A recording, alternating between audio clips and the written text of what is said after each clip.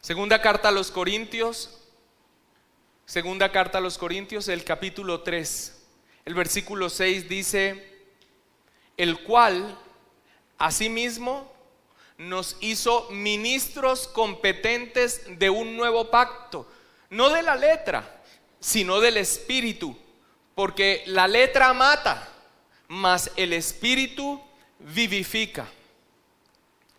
Es difícil escoger entre todo el abanico de falsas enseñanzas que se promulgan en medio del evangelicalismo hoy, cuál es la que más daño ha hecho. Pero si nos viéramos forzados a escoger una, sería aquella que intenta separar al creyente y al hombre en general del conocimiento y entendimiento claro de la palabra de Dios.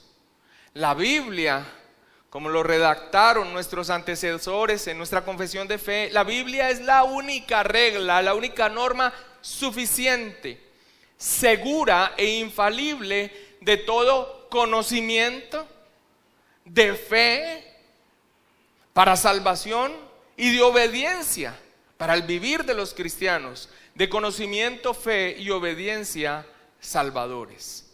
Así que es difícil escoger entonces entre la gama de barbaridades que se predican hoy en día como doctrinas bíblicas desde los púlpitos, pero si nos viéramos forzados a escoger una de ellas, sería esa: intentar separar al hombre de la verdad de Dios, del conocimiento, porque en ella el hombre encuentra el único camino de salvación, a Cristo Jesús, la manera de vivir una vida que agrade a Dios.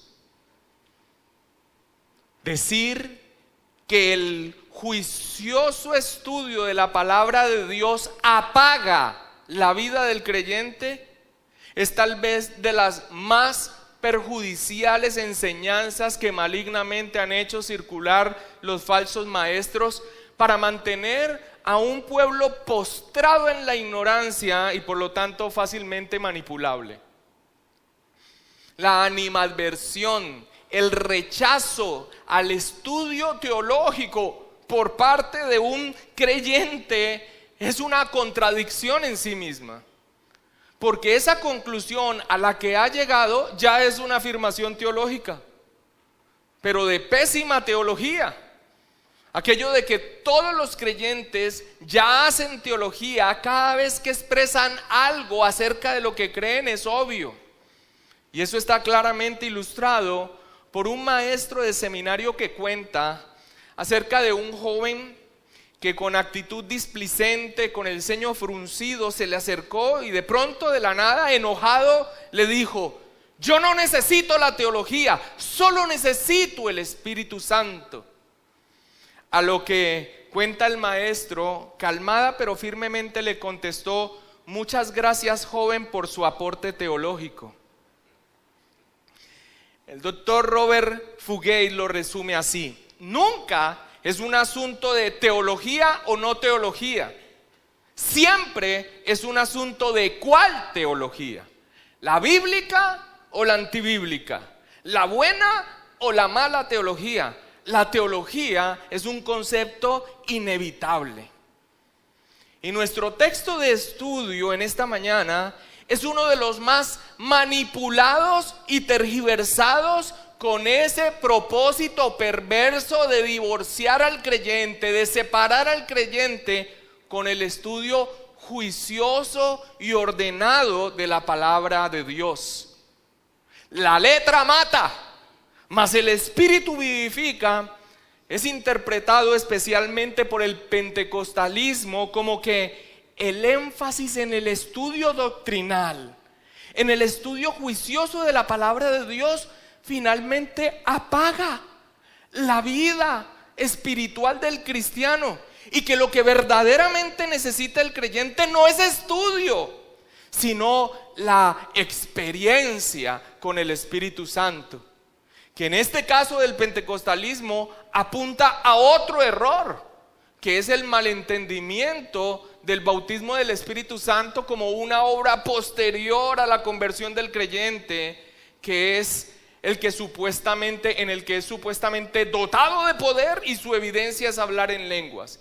Sobre este tema, de este malentendimiento del bautismo del Espíritu Santo, como nunca lo entendió la iglesia siempre entendió que cuando la persona viene en arrepentimiento y fe, le ha sido sacado de muerte a vida y le ha sido dado lo que la promesa nos da a los creyentes. Se nos ha sido dado el Espíritu Santo. Hemos sido teñidos de Cristo Jesús, estamos unidos a Cristo por la presencia, la habitación del Espíritu Santo. Este entendimiento como que es una obra posterior de dotar de poder y unas señales, unas lenguas que ni siquiera son las que hablan la Biblia, sino una jerigonza enredada y mentirosa como evidencia de ese supuesto bautismo del Espíritu Santo. Es a lo que se está refiriendo especialmente el pentecostalismo cuando dice: no, mire, si usted estudia mucho, usted espiritualmente se apaga, usted lo que necesita es esta experiencia, en esa referencia al bautismo del Espíritu Santo malentendido.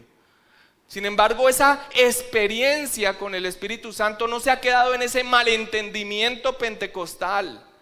Ha mutado desde ese entendimiento a otro tipo de experiencias que son neta y llanamente emocionales y subjetivas. Muchas iglesias hoy en día no se alinean con esa doctrina del bautismo del Espíritu Santo, ni siquiera piensan en ella, pero lo que sí buscan es, más que el estudio, yo busco es un sentir. Yo busco ser movido, yo necesito como que algo me mueva. Y cuando ven las dificultades propias de la vida de todas las personas, pero que no saben cómo afrontarlas, y la guía es que vayan a la Escritura, básicamente hay una animadversión para ello.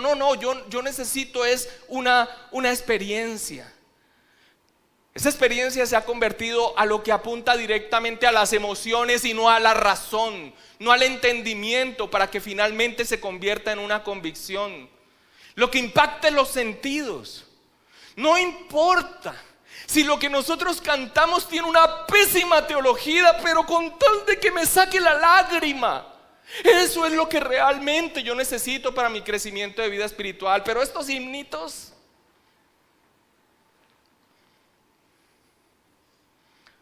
la gente está tan centrada en sí misma. La gente ha recibido un mensaje tan contrario a lo que nosotros vemos en la Escritura, que aún en el culto que rinde a Dios está buscando básicamente lo que le complace y desligado de la palabra del Señor. Estos himnos que han sido observados y han sido revisados a lo largo de generaciones proclaman fielmente lo que nosotros vemos en la Escritura acerca de todas las perfecciones de nuestro Dios.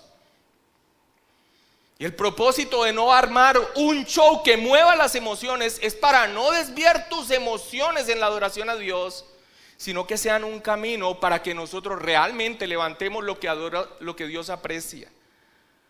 Porque tañer bien un instrumento lo puede hacer un impío, pero proclamar las verdades desde corazón solo lo puede hacer alguien rescatado por la obra de nuestro Señor Jesucristo y la aplicación del Espíritu Santo. Lo que apunte a las emociones, lo que impacte a los sentidos. Y esto es a lo que se apunta en esa experiencia antes del estudio de la palabra del Señor. Iglesias contaminadas por el carismatismo, a tal punto que se ha acuñado un término bien descriptivo: cristianos sensuales. Lo que inunda es sus sentidos. La frase que el pentecostalismo enarbolaba como su bandera, especialmente en sus inicios, es: la mucha letra mata, pero el Espíritu vivifica. Y aparentemente en una mezcla del texto de 2 de Corintios y las palabras que Festo le grita a Pablo cuando el apóstol, en medio de su defensa, no pierde el tiempo predicándole aún el evangelio al mismo Festo. Festo le dice: estás loco, Pablo, las muchas letras te vuelven loco. Y parece ser que esa bandera que esgrimía el pentecostalismo en sus inicios y que ha ido mutando, pero que todavía se mantiene en su esencia, es una combinación de estos dos textos. Ahora es importante ver la respuesta que Pablo da a Festo. En ella nosotros vemos una negación de que hay tal cosa como una locura en medio de él por el estudio. No estoy loco, excelentísimo Festo, sino que hablo palabras de verdad y de cordura. A esta malinterpretación de la letra mata más el espíritu vivifica, en el entendimiento que acabo de mencionar, se le suma otro texto sacado de su contexto. El conocimiento envanece. Es probable que tú te acerques a alguien y le comentes lo beneficiado que has sido por Dios cuando estás haciendo un estudio formal de la palabra del Señor, un estudio de teología, de Biblia. El conocimiento envanece, pero el amor edifica. Y este texto también explicado de manera errada en el mismo sentido de que el énfasis en el estudio doctrinal es perjudicial para el cristiano. Es claro en su contexto que esta expresión de Pablo, el conocimiento envanece, pero el amor edifica, que se encuentra en 1 Corintios 8, no es un llamado a la ignorancia o una advertencia sobre el peligro de adquirir conocimiento escritural, bíblico. Pablo allí está respondiendo a una inquietud que se le planteó por carta sobre el consumo de carne que provenía del sacrificio que comúnmente se hacía a los ídolos en medio de esas culturas grecorromanas. De allí venía la gran mayoría de la carne que el pueblo consumía. Y Pablo le dice a los cristianos maduros que saben que un ídolo nada es, que ese conocimiento no es el único principio a tener en cuenta en las cuestiones que pueden afectar a sus hermanos débiles en la fe o recién convertidos y que precisamente han sido rescatados de ese pasado idolátrico. En este caso, el amor a sus hermanos es un principio que también deben tener en cuenta para incluso abstenerse de hacer algo que por el conocimiento se sabe que no es ilícito delante de Dios, pero que puede afectar a la conciencia de sus hermanos.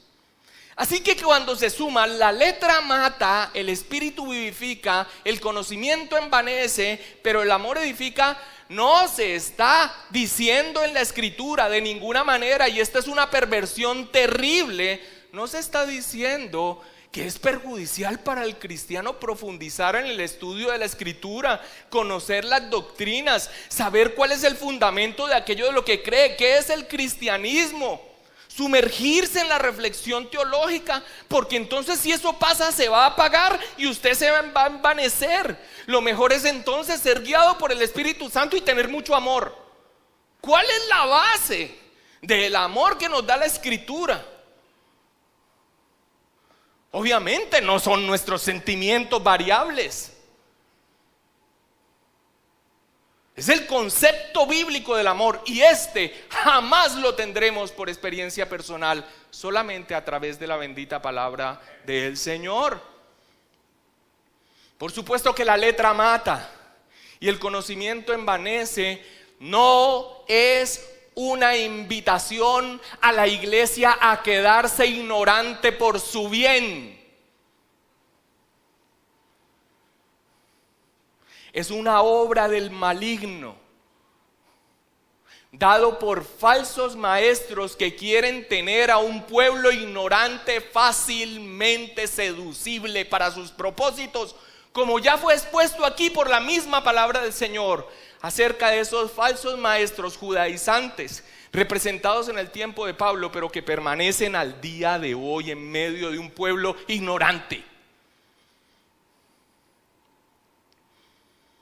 Seguramente otros textos más serán forzados para tratar de poner en contradicción el estudio bíblico, el conocimiento doctrinal, al obrar del Espíritu Santo.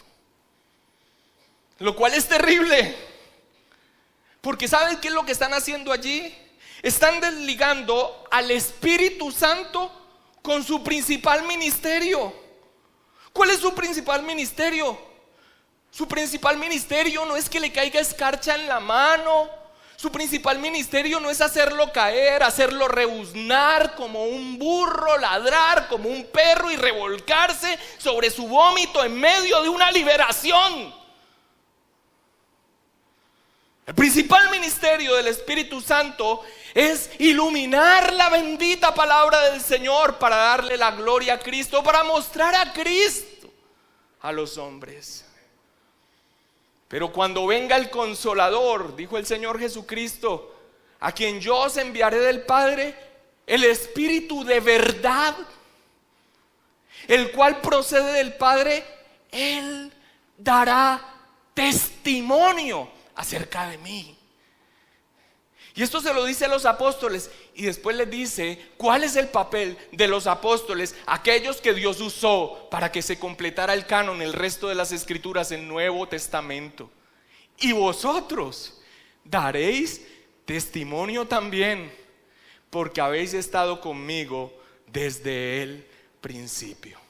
Así que esto no solamente es nefasto en el sentido de que trata de inculcar en el pueblo que el estudio de la palabra del Señor, que un estudio de teología, una profundización en la palabra del Señor, lo que hace es que te apaga, lo que hace es que te envanece, lo que hace es que te mata. Y además de eso asigna al Espíritu Santo una labor que no cumple, sino en la palabra, por medio de la palabra y a través de la palabra, por decisión soberana de Dios en los roles de cada una de las personas de la Trinidad, en el plan de redención. Pues entonces básicamente, lejos de estar honrando al Espíritu Santo como dicen y de estarlo poniendo en un lugar de preeminencia, están negando su propósito principal y su papel principal en el plan de redención: dar testimonio de Cristo, de su obra redentora, de quién es Él y de su camino, y de Él como camino a salvación. Nos bastaría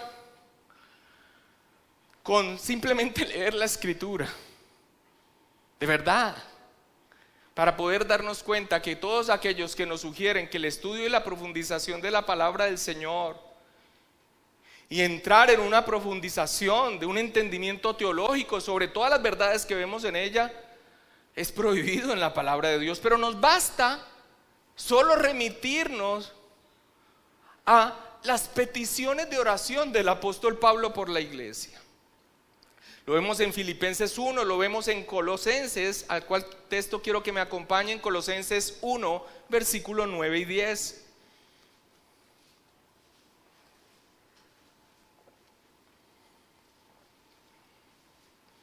Mira cómo ora Pablo, mira sus peticiones, mira su clamor a Dios para la iglesia. Por lo cual también nosotros, desde el día que lo oímos, no cesamos de orar por vosotros y de pedir que seáis llenos ¿de qué, hermanos? Del conocimiento de su voluntad, la palabra de Dios, en toda sabiduría e inteligencia espiritual, para que andéis como es digno del Señor, agradándole en todo, llevando fruto en toda buena obra y creciendo ¿en qué? En el conocimiento de Dios.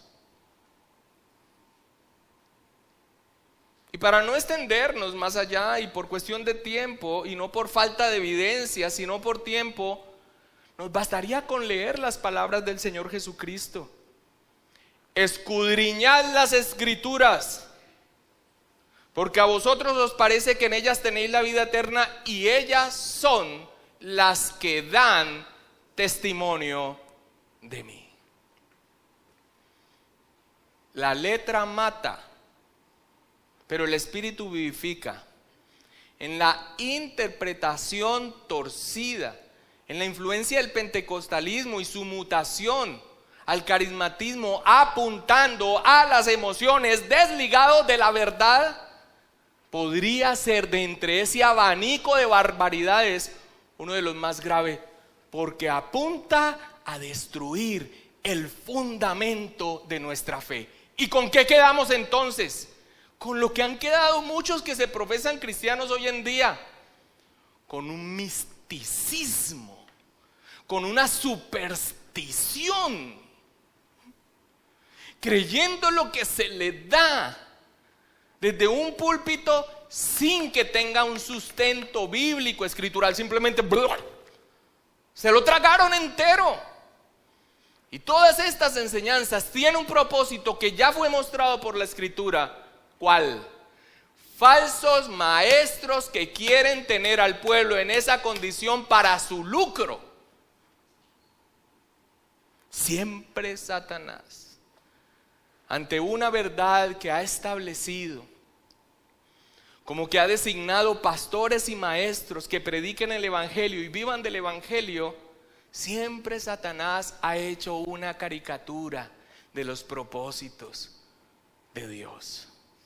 Sin embargo, en la sabiduría de nuestro Dios y en su control soberano de todas las cosas, el Señor, entonces, aún en esa condición moral del enemigo y de quienes le sirven a Él, lo usa. ¿Sabes para qué, según las Escrituras? Para purgar lo que se dice la iglesia. Yo no sé si te ha sucedido, pero cuando tú tienes algo maravilloso que has recibido de la palabra del Señor y se lo compartes a alguien, porque es algo que no te puedes quedar callado, es un tesoro de las profundidades de la sabiduría de Dios en el plan de redención, y se lo presentas a alguien y la persona sigue insistiendo en las bobadas en las que está. Básicamente eso lo que muestra es un juicio de Dios con todos aquellos que no le siguen por quien Él es, por quien su Hijo es, y por el camino de redención y por el único camino establecido por Dios para salvación: fe en el Señor Jesucristo. ¿Cuántas personas tenemos el testimonio aún en el Nuevo Testamento que seguían al Señor porque le llenaban las barrigas o porque veían sus señales? Y dice la Biblia que creían en Él, y la Biblia dice, sin embargo, que Él no se fiaba de ellos, no creía en ellos. ¿Estudio de qué? ¿De teología? ¿De qué? ¿Doctrinas? No, mira, yo estoy haciendo un curso de liderazgo, me lleva 3 meses y voy a poner una célula en la casa.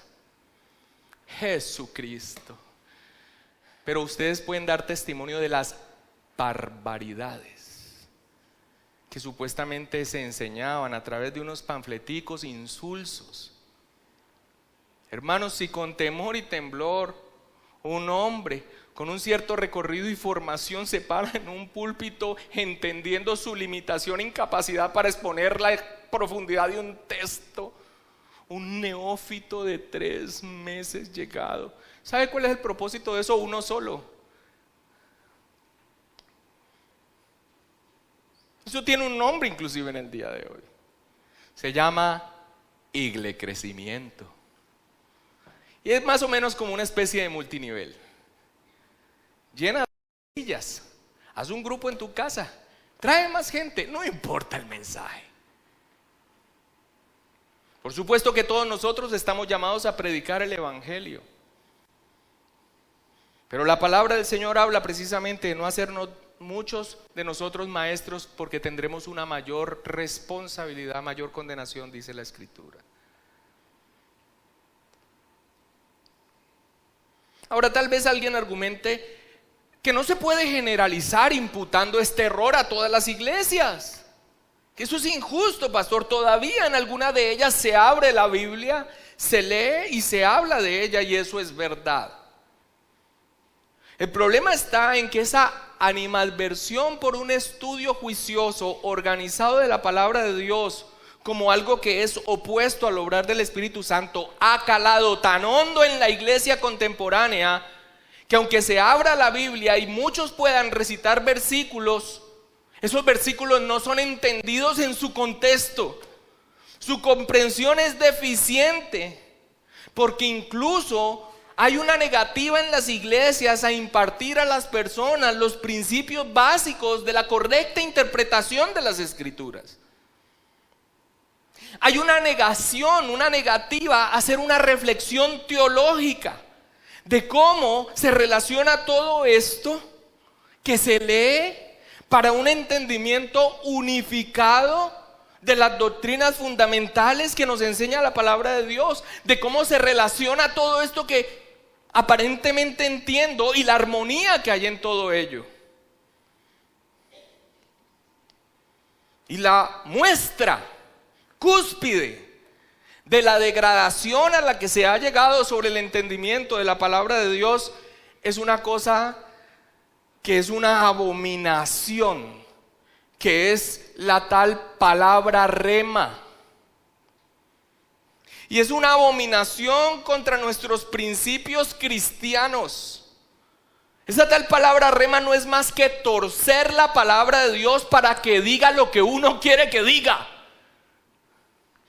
No importa el contexto, no importa quién la escribió, no importa quién la escribió, no importa cuál es la situación, no importa cuál es el propósito que se evidencia en la escritura por la cual se escribió, no importa en qué momento de la redención se escribió, y no importa cómo apunta eso a Cristo, y no importa cómo aplica eso para mi vida. Simplemente yo lo leí y me pareció que Dios me dijo esto. Usted sabe que hace esto de la doctrina, sabe que hace esto de la palabra del Señor.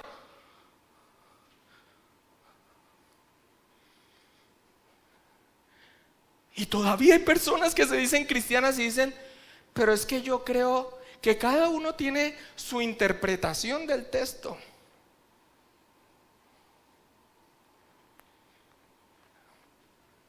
La libertad que tuvo el pueblo de Dios con la reforma protestante de ir directamente a la palabra de Dios, haber sido quitado el monopolio de la jerarquía de Roma y haber puesto la Biblia en la lengua vernácula de todo pueblo, no solamente es una enorme libertad y un derecho, sino que es una enorme responsabilidad. Tristemente Roma lo advirtió, y aunque no estamos de acuerdo con ello, básicamente dijeron que se iba a abrir la caja de Pandora acerca de todo torcimiento de la doctrina, pero de manera hipócrita, porque ellos durante 1000 años ya la venían torciendo. El asunto es que de alguna manera dieron en el clavo. Cuando hay un pueblo que hace uso de un derecho, de una libertad que tiene, pero pasando por alto la responsabilidad que se tiene a la hora de ir a la palabra del Señor. Imagínense esta barbaridad, palabra rema.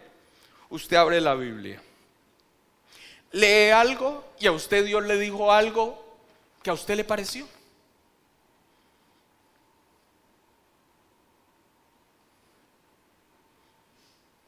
Hay personas que con sinceridad de corazón dicen, pastor, yo me siento temeroso porque antes yo leía la Biblia y aplicaba para mí toda la imaginación que se me venía a la mente, pero ahora tengo temor de hacer una correcta interpretación de lo que el texto dice. No temamos, más bien dejemos la perecita envuelta a un lado y dediquémonos a la formación que se requiere, a llenar los espacios que se tienen, para poder tener los instrumentos correctos para interpretar la Biblia bajo los principios que no hacen que nosotros la torzamos.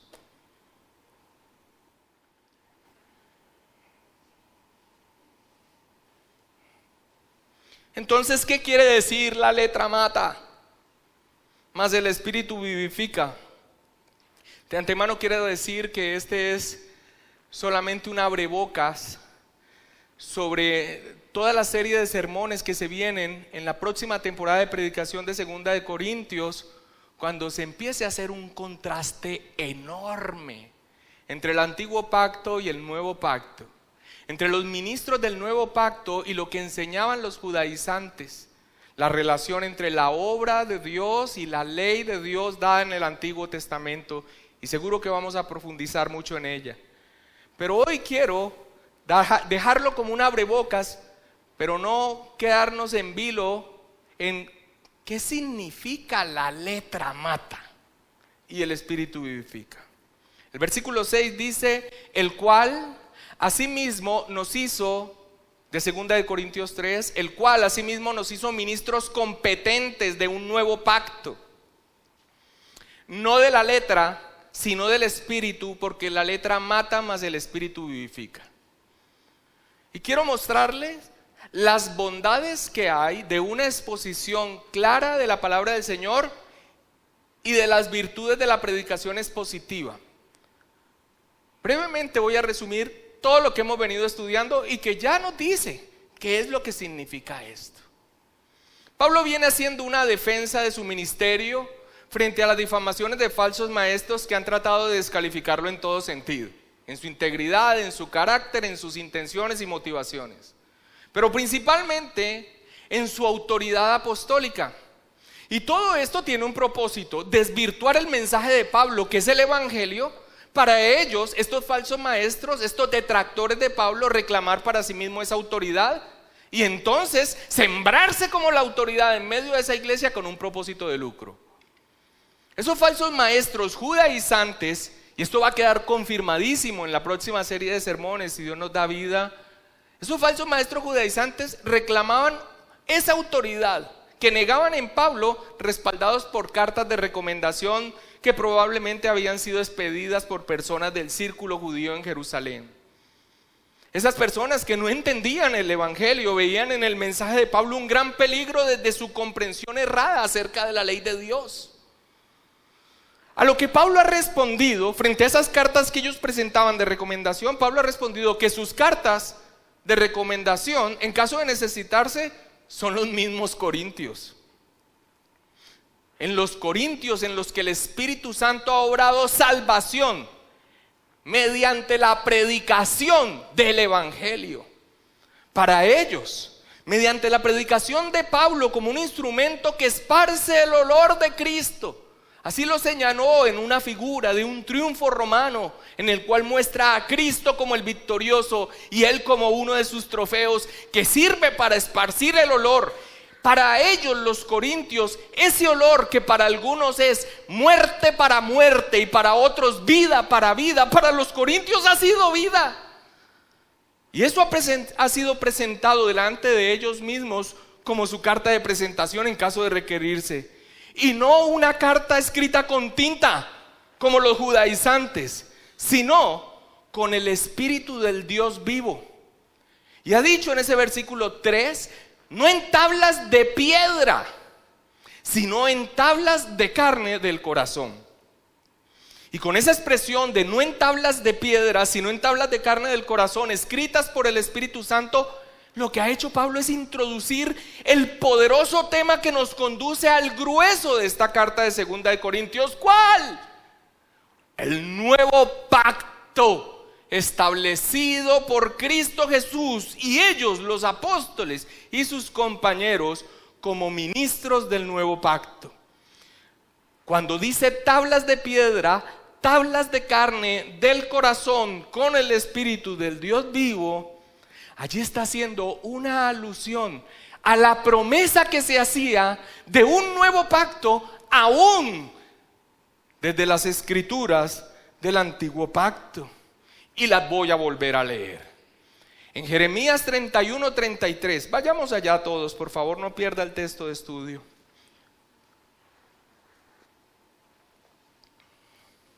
¿Qué estamos haciendo?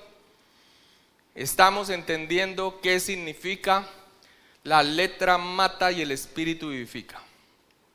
¿Cómo lo estamos haciendo? Por medio del estudio, del contexto, de la carta, el propósito, la situación, por qué la escribió, a quién la escribió, cuál es el propósito y cuál es la conclusión que podemos sacar al respecto. Pero eso es mucho trabajo, pastor. ¿No será mejor que el Espíritu me muestre? ¿Sí? Esa es precisamente la labor del Espíritu Santo. Se te ha sido dado para que ilumine la Escritura y tú la puedas entender.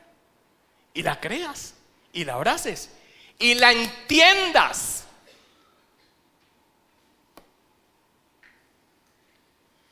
Pero este es el pacto que haré con la casa de Israel, o sea, con el pueblo de Dios de todos los tiempos. que entendemos por el Nuevo Testamento que no es por filiación étnica. Porque ¿quiénes son los hijos de Abraham? No los que lo son por la carne, sino aquellos que han creído. O sea que cuando usted lee aquí la casa de Israel, no piense en los judíos con el kipá y con el shofar, piense en una alusión a la iglesia de Dios de todos los tiempos. Este es el pacto que haré con la casa de Israel después de aquellos días, dice Jehová. Daré mi ley en su mente, la escribiré en su corazón, y yo seré a ellos por Dios y ellos me serán por pueblo. Y Ezequiel 11, 19 al 20, y voy a esperar que llegue allí porque son textos muy importantes, y espero que Dios sea usando a esta vasija en la próxima serie de predicaciones en complemento con lo que ya hemos visto en la iglesia de cómo leer el Antiguo Testamento. Ezequiel 11, 19 al 20 dice: les daré un corazón y un espíritu nuevo pondré dentro de ellos. Está hablando de algo que se haría hacia futuro, un nuevo pacto, una nueva relación. Quitaré el corazón de piedra en medio de su carne y les daré un corazón de carne, para que anden en mis ordenanzas, guarden mis decretos y los cumplas, y me sean por pueblo y yo sea ellos por Dios. Esta alusión que hace en el versículo 3 de cartas, no de tinta, escritas, no en tablas, no de piedra, en corazones de carne por el Espíritu Santo, está citando una promesa de un nuevo pacto que vendría, en el que ahora la ley no le es dada a un pueblo duro de cerviz que no la puede cumplir, sino que ahora le es escrita en el corazón a un pueblo redimido y dócil que quiera hacer la voluntad de Dios. ¿Y quién establece ese pacto? ¿Quién obró en ese pacto? Ese nuevo pacto es el nuevo pacto en Cristo Jesús. Por eso en el versículo 6 de estudio es mencionado directamente ese nuevo pacto. Dice 2 Corintios 3:6, el cual, hablando de Dios, asimismo nos hizo ministros competentes a los apóstoles y sus compañeros. ¿De qué? De un nuevo pacto.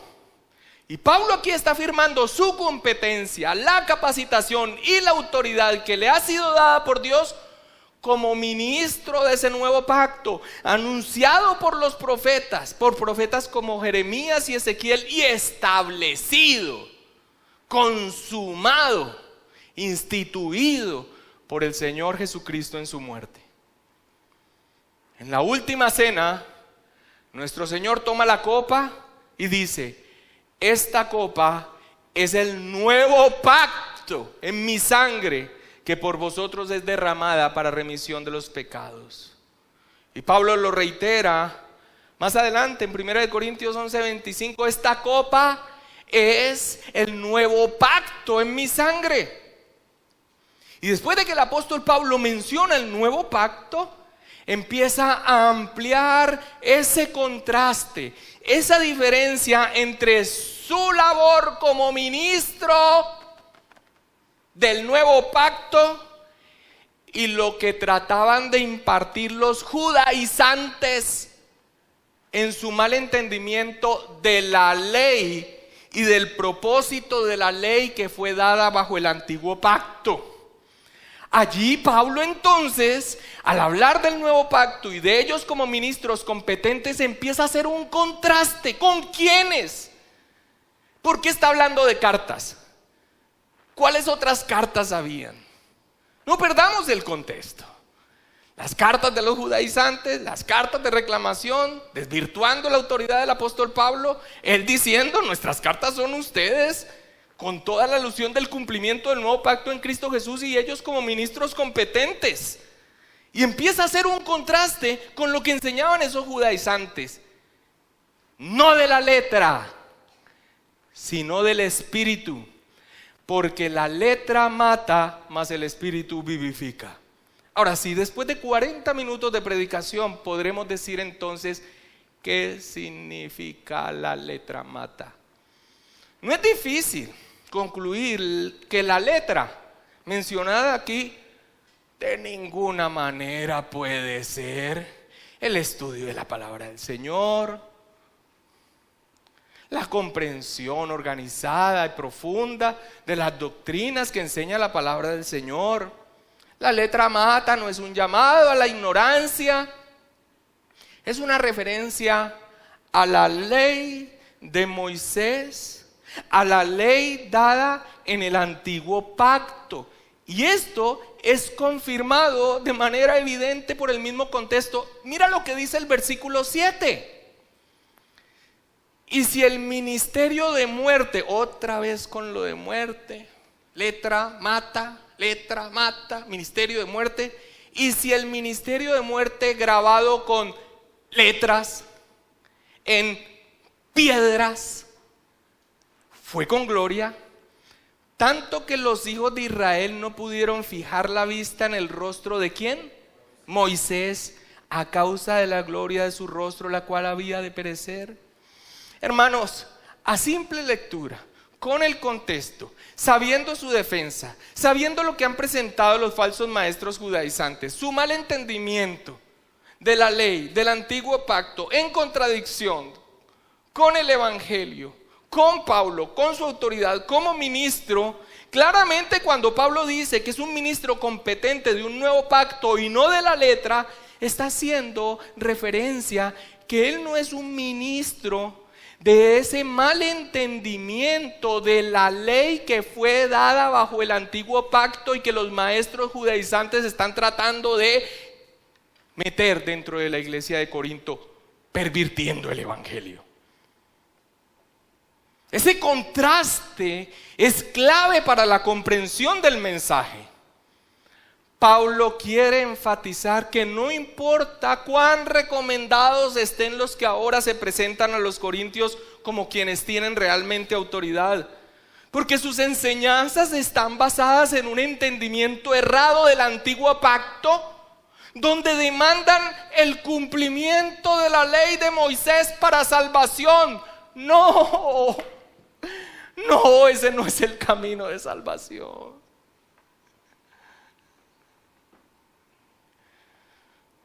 Ese no fue el propósito de la ley.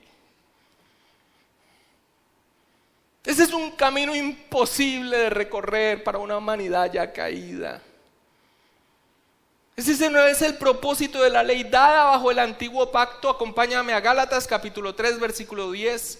Toda esa carta ya fue expuesta en esta congregación. Todas las prédicas están en el canal de YouTube.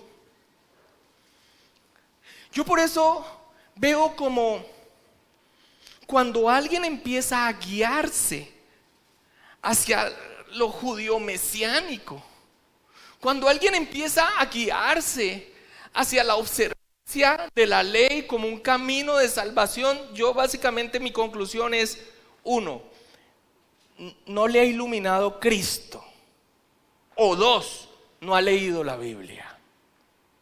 Porque cuando usted lee las cartas paulinas, usted lee Gálatas, a usted no se le ocurre hacer semejante oso. O sea, lo último que se le pasa por la mente es tratar de, en un entendimiento errado del antiguo pacto, tratar de caminar en el cumplimiento de instituciones externas que tipificaban la obra de Cristo al día de hoy. Gálatas 3:10 dice el apóstol Pablo: porque todos los que dependen de que, ¿en qué sentido? Para salvación. Eso es lo que está hablando el contexto. Todos los que dependen de las obras de la ley están bajo maldición. Pues escrito está: maldito todo aquel que no permaneciere en todas las cosas escritas en el libro de la ley para hacerlas.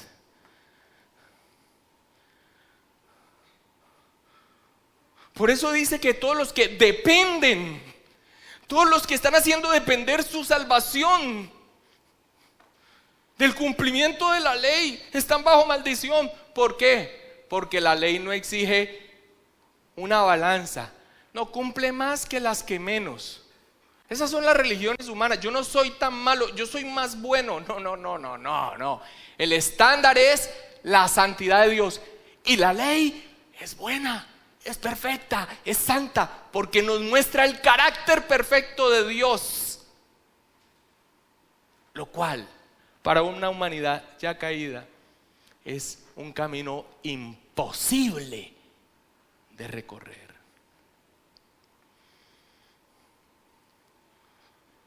Santiago nos deja claro ese estándar, porque cualquiera que guardare toda la ley, pero ofendiera en un punto, se hace culpable de todos. Yo no robo, yo no mato, yo no soy un adúltero. Y el Señor Jesucristo le dice con mucha diplomacia: si tú ya viste a la mujer del prójimo y la deseaste, ya eres un adúltero. Si tú le dijiste a tu hermano fatuo, tonto, ya eres merecedor del fuego del infierno. En una profundización y ampliación del entendimiento de la ley. Uno de los principales propósitos de la ley de Dios es mostrar el carácter santo de Dios y nuestra condición de pecado e incapacidad, no como la ruta para ser salvos. La ley no fue dada como el camino a recorrer para darnos salvación. La ley es buena, la ley es santa, muestra de Dios su carácter, pero es imposible para el hombre caído. Cumple un papel dentro del plan de redención. ¿Cuál papel cumple? La ley es dada y nos muestra, solo por la iluminación del Espíritu Santo, nuestra condición de muerte, incapacidad y merecimiento del juicio de Dios. ¿Y eso en qué nos ayuda para salvación? Porque solamente en el entendimiento de ese estado entenderás cuánta necesidad tienes de un Salvador. El versículo 24 de Gálatas 3 dice: de manera que la ley ha sido nuestro ayo, nuestro tutor, nuestro maestro, nuestro guía para niños, para llevarnos a Cristo, a fin de que fuésemos justificados, aprobados. ¿Por qué? ¿Cómo? Por la fe, por la plena confianza en otro, en Cristo, porque la ley cumplió su propósito en nosotros, mostrándonos que no podíamos. Por esa razón Pablo habla de la letra que mata, en el sentido que cumple su propósito de mostrar la condición del hombre natural muerto en delitos y pecados delante de Dios, pero también como una advertencia para todo aquel que quiera recorrer ese camino. Todo aquel para salvación. Todo aquel entonces que diera oído a los falsos maestros judaizantes, mal entendiendo la ley de Dios, mal entendiendo el antiguo pacto, estaban siendo guiados por un camino de perdición. Y quisiera terminar con una ilustración que, más que una anécdota, es un registro bíblico importante que nos ilustra esto que apenas hemos dado como un abrebocas: la diferencia entre el antiguo y el nuevo pacto. Y a lo que se está refiriendo el apóstol Pablo cuando dice que la letra mata y la obra posterior del Espíritu Santo vivifica. Gracias al nuevo pacto establecido en Cristo Jesús, la habitación del Espíritu Santo, cambiando el corazón de piedra por un corazón de carne, siendo dada no a un pueblo duro de cerviz, sino ahora a un pueblo transformado por el poder del Espíritu Santo sobre la base de Cristo. Ya no para que obedezca para salvación, sino que ahora, salvos mediante la fe, camine en la ley de Dios, haciendo su voluntad como el patrón de su vida, como el deseo que tienen. Este es el contraste que quiero mostrar para terminar. Cuando Dios, en la cima del Sinaí, después de haber establecido su pacto con los israelitas audiblemente de una manera terrible, el fuego ardiendo en fuego, oscuridad, humo, rayos y la voz de trueno de Dios, cuando Dios impartió su pacto desde el Sinaí, y el pueblo no quiso oír más, sino que pidió un mediador, lo cual pareció bien a Dios. Moisés subió al monte y Dios escribió los 10 mandamientos en tablas de piedra con su dedo, y en ese preciso momento, al pie de la montaña, se estaba construyendo un becerro de oro. Y la consecuencia de no obedecer las condiciones del antiguo pacto fue la muerte de 3,000 de ellos.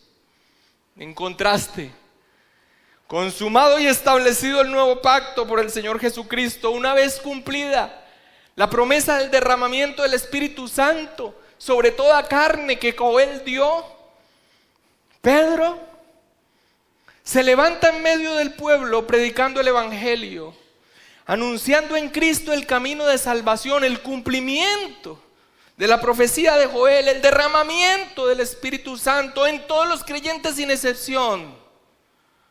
A lo que muchos compungidos de corazón clamaron a los apóstoles: varones, hermanos, ¿qué haremos? Y Pablo les dice: arrepiéntense. Y aquel día, a diferencia de aquel día en la institución,